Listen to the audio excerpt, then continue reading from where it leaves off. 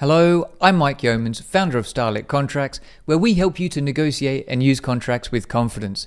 This video is part of our Build the Foundation in Contracts program, and our topic is force majeure. Let's look at this topic in summary together now. And firstly, force majeure, what is it? Well, force majeure is used to describe a series of events which are beyond the control of the affected contract parties.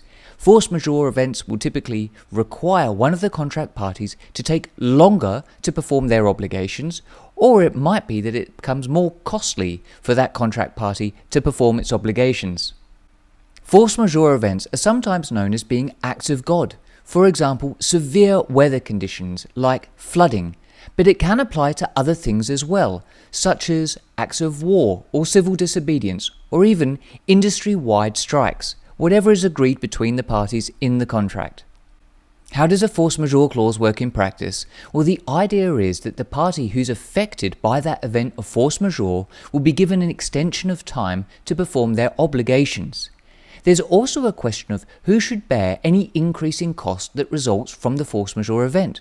Should it be the party who is affected by that event of force majeure? And when that's a supplier, should it in fact be the customer who bears that risk? This is a point of negotiation.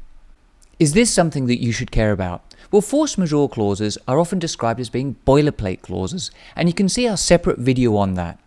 But in principle, the idea is that type of clause is used very frequently in a wide range of contracts around the world, so it's typically of benefit to both parties to the contract. That said, force majeure clauses tend to be more important when you're entering into longer term contracts because the opportunity for there to be a force majeure event increases with the length of the contract, of course. Additionally, if you're entering into a contract with another party and you feel that the likelihood of there being a force majeure event is higher, then naturally it makes it more important to include the clause. Let's look at a practical example together now. Supplier has a contract to build, supply and install specialist equipment. It builds the equipment in a factory near a river. The river bursts its banks after heavy rain and floods the factory. All work at the factory stops. There are no other companies who supply the same equipment in the country. What can go right for the supplier in this situation? Well, let's say that there is a typical force majeure clause in the contract, and force majeure clause means, remember, acts of God, such as flooding. Now, the river bursting its banks is very likely to be an event which is beyond the control of that supplier, and so the parties might quite quickly agree this is an act of God, meaning that the obligations of the supplier are put on hold for a period of time. So let's say for the supplier the factory was flooded for 2 weeks. Once that was cleared, the supplier needed another 2 weeks in order to dry out the factory, and then they could recommence the manufacturing of the equipment, which they did. Ultimately, the supplier is able to deliver the equipment, but it's 1 month later than was planned in the contract. Now, because of the force majeure event, that means that the customer would not be entitled to charge the supplier any liquidated damages or penalties. And you can see our separate video on liquidated damages and penalties too. What could go wrong for the supplier in this situation? Well, let's say that the contract does not contain a force majeure clause for whatever reason, meaning that the supplier is not entitled to an extension of time to perform its obligations under the contract.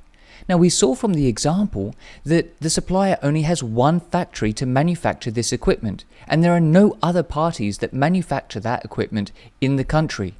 This could oblige the supplier to have to go to one of its competitors outside of their country and purchase the equipment from them so that they can deliver it to the customer. And that delivery might still be later than was agreed between the supplier and the customer, meaning that the supplier may also have to pay liquidated damages or a penalty to that customer, putting the supplier in a very much weakened, diminished financial position. Let's look at a sample clause and some key considerations together now, and critically we're starting off with the definition of force majeure. Force majeure means an event beyond the reasonable control of a party and includes war, civil unrest, strikes, natural disasters, pandemics, cyber attacks, and comparable events. There are two main ways that you define force majeure in a contract. One option is that you can very extensively set out all types of force majeure that you anticipate that could potentially occur in relation to that contract. But doing that can result in a very, very long definition, and the likelihood is that you would still end up missing something. The approach that we take in this definition is different because we're just including examples of what could amount to force majeure. We use the word "and includes" war, civil unrest, etc. But then we also have these words at the end of the statement, "and comparable events."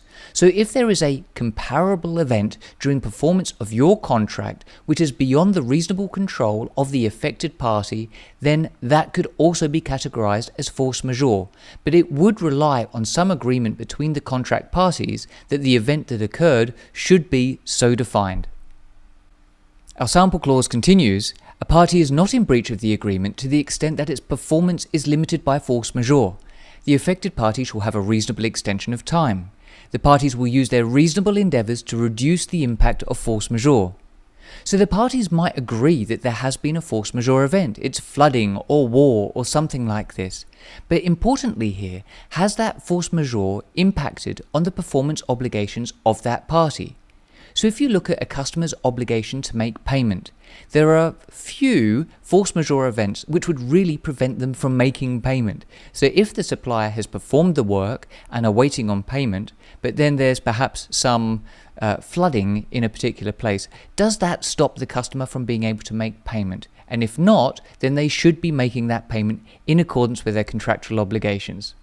And our clause continues, "Each party will bear its own costs and may terminate the agreement without liability to the other party after a total period of 3 months force majeure." In this example, you can see that both the supplier and the customer would be responsible for their own costs which result from an event of force majeure. But you'll often see suppliers looking to have a customer assuming any responsibility for additional costs that result from force majeure. It's a point of negotiation between the parties. This clause also makes clear that if the force majeure event is continuing for an extended period of time, here for 3 months cumulatively in total, then those parties have the opportunity or the option to terminate the contract and to walk away, potentially to enter into a contract with another parties, so that the parties are not stuck in a contract which potentially has very, very extensive periods of force majeure. So you can imagine that if there was a war that broke out in a particular country, and wars unfortunately can take an extremely long time, so it doesn't really make sense for those contract parties to continue to be bound by the contract, which would have to recommence at the end of the war when perhaps it's unclear if it would even be possible to perform the contract anymore anyway. I hope you found this introductory content helpful, but if you're ready for the next step to learn how to negotiate and use contracts with confidence, then check out our website starlitcontracts.com, where you can become a member to access additional content, interactive sessions, and be part of our community. I look forward to seeing you there.